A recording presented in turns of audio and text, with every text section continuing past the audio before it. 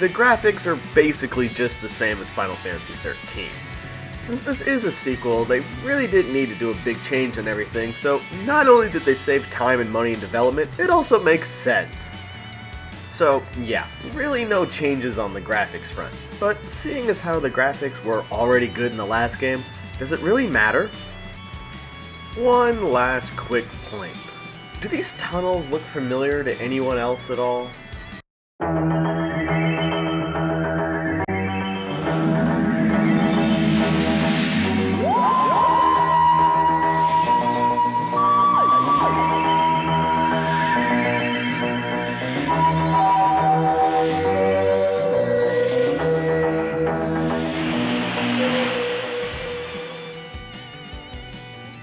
The voice acting of the main cast is what you would expect. Good. For the most part, side characters and random NPCs are fine, but some NPCs have annoying voices. Then again, I guess some people have annoying voices in real life, so it's realistic. Bottom line, the important voices are fine. As for the music, well, that's trickier. There's a mix of old songs from 13 as well as some new songs for this game. I'm going to focus on the new songs here, but real quick, some of the older songs can be a bit distracting. A song will play from 13 and give you a memory of the previous game, but then the area where it plays won't match well, and that's where the distraction comes from.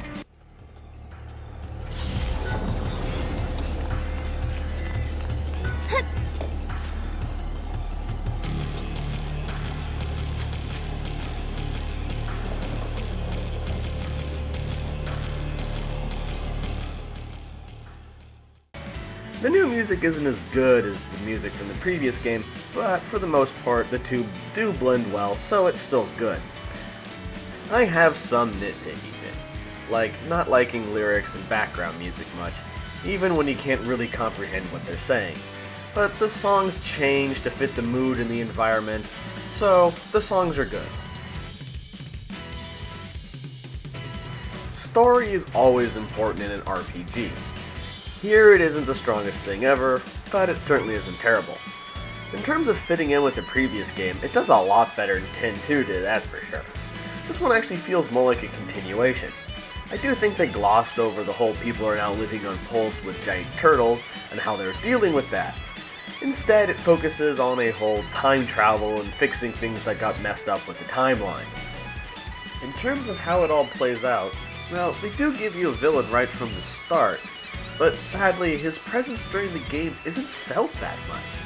From this, I mean he's not around much, and most of the characters don't even talk about him, so you don't really get the sense that he's the big evil source of all the problems. In terms of the pacing of the story, it sorta has the same issue from Final Fantasy XIII. That being the middle of the game seems largely not there. Now it has improved from the last game, but it still seems a bit rushed over the middle. You sort of go from the beginning to the end really quick. As for the characters, well, they're not as interesting as the last game. Now I think this is mostly due to the game being a sequel. The main thing you'll be thinking yourself while playing this game is, what are the characters from the previous game doing now? If you're like me, you really want to know what's going on with Vanille and Fang. So maybe that's a little unfair to the game, but that was what was on my mind the whole time. Now the last thing I want to talk about is the ending. It definitely is a downer ending, and it does leave a lot of questions at the end, but overall I'd say it's really not that bad of an ending. In the end, I'll say the story is good and entertaining, but certainly not the best ever. First I will go over the things every person I ever heard complain about the first game said. First, it was too linear. Second, the game played for you. So, looking at how linear it is, well, less than before. Now you can go back to previous areas whenever you want and get some simple side quests that pretty much come down to killing something or finding an item. These quests give you fragments, which give you experience, have some random message on them, and can be used to unlock skill. So there's more exploring to be done, and now it's right from the start of the game. For the combat, it hasn't changed much. The core system is still the same paradigm one from 13. Of course, they did update it a bit. To start off with, if the leader dies, you switch to the other one if they are still alive. So if Sarah falls and Null is still up, you just switch to him, and then you can revive Sarah. In terms of making paradigms, they have added a tune option. This lets you control how it will act, such as turning a double trouble paradigm to have both characters attack the same target instead of each attacking a different one. Also, they got rid of that completely pointless and unnecessary scene that would play when you switch paradigms. Now you just change. Because you don't really get a third party member, the strategy of what paradigms you can use certainly changes a lot. You only have 3 monsters in battle, meaning your third slot can only have 3 classes. This, along with the monster system itself, means you have to think more about what paradigms to use. The last change to combat is you can't cast Libra anymore. This makes auto battle from your allies dumber. They don't know the weaknesses and such until you have fought it for a while. This handicaps the player a bit as you have to feel your way through fights. You do get items that can give you all of this information, but they are rare and expensive, meaning you won't have a supply of them to just throw around at everything you fight. As for getting into encounters, well, it changed. Before you saw everything in the map and can walk into it to start a fight. Here you get random counters again, but still not exactly. Enemies will randomly appear on the map, and then you can either go fight them or try to run away. If you do go to fight, you hit them, you get a bonus to your starting conditions. If they touch you, then the fight is normal. If your clock runs out, your retry option is locked. So for the most part, it's a random encounter system now, but not as annoying, as you do get a chance to avoid the encounter instead of being automatically taken to it. For leveling up, now the system has changed a good deal since the previous game. In ways, it reminds me more of the leveling up from Final Fantasy X, just, done better.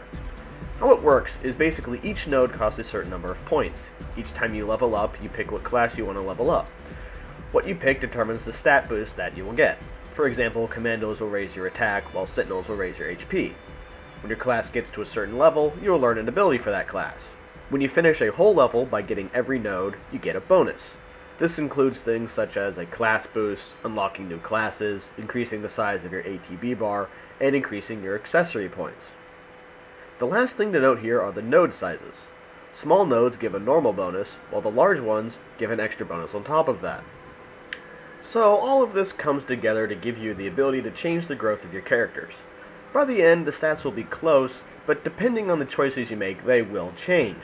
Normally systems like this annoy me as they tend to let you screw up your stats rather easily, but here it's balanced well to be able to level up how you want without feeling weak. Your monster companions work differently. Instead of using experience like Sarah and Null, you use items to level them up. These items have a grade that matches the level of the monster, and like your characters, you're able to control the growth of your monsters a bit based on the item that you used. The biggest thing here though are the skills. Monsters can infuse other monsters into them to gain their passive skills. Using the right combination of skills really makes a monster stronger, as well as further allowing you to customize them.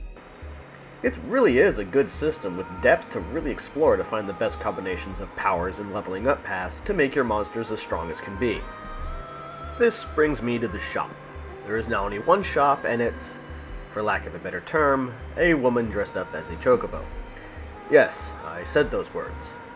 It's either that, or she is the product of an experiment to make an immortal shopkeeper who will someday become the only source of goods in the world, but that's not really likely. In any event, she's a shop. You buy things and such. The only real thing to note here is in terms of gameplay is the upgrade system. Unlike the last game, it has been really downplayed to the point of not even existing. Instead of items having levels and upgrading them, you have set recipes. If you meet the requirements, you can then buy the item from Chocolina here. In this case, the previous game was easily better. The last thing I'll cover is a little nitpick of mine. The loading times were pretty long.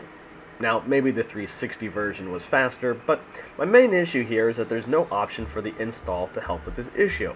That would have really helped if there was an option. Most games that need a lot of data tend to have the option, so why not here?